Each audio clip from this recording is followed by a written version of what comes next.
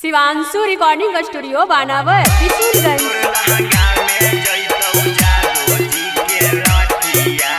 DJ Kundan Raj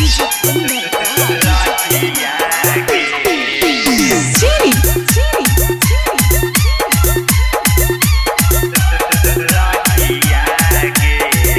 mix by उत्तम दिले हो पौआ सभे आज बरतिया गे गे दिले हो पौआ सभे आज बरतिया गे क्या तोर लहंगा में जैतौ जादो जी के लटिया गे अच्छा तोर लहंगा में जैतौ जादो जी के लटिया गे करे न खड़ा ऐसे आजू के रतिया गे गे करे न ऐसे न खड़ा आजू के रतिया गे तोर लहंगा में जैतौ जादो जी के लटिया गे अच्छा तोर लहंगा में जैतौ जादो जी के लटिया गे डीजे कुंदन राज चीनी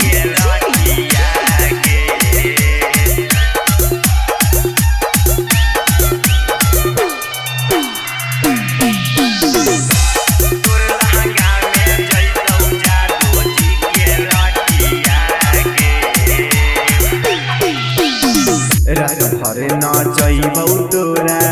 डीजे बाजा के चल जइहे जादो जी के जियारा जुड़ा के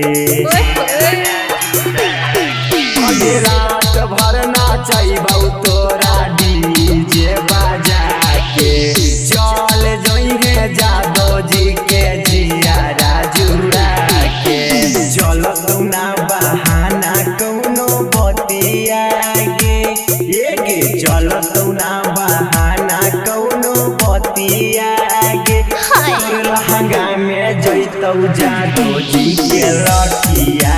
गे अच्छा तोर लहंगा में जैतौ हीरा के लटिया गे डीजे कुंदन राज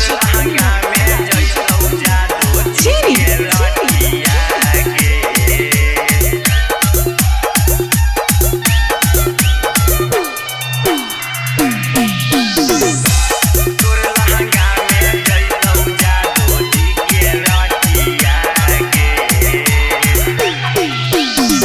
केहू सिगरेट हो पीले केहू पीले हो गांजा गे अच्छा मानतौ ना छौड़ा बेगर ले ले छौरी माजा गे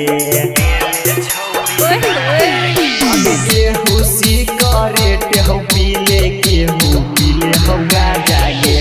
मानतौ ना छौड़ा ना बेगर ले ले छौरी माजा गे प्रेमी रजनीश के पागल कोइनी मोतिया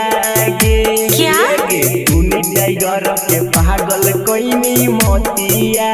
गे अच्छा तोर लहंगा में जैतौ जादो जी के लटिया गे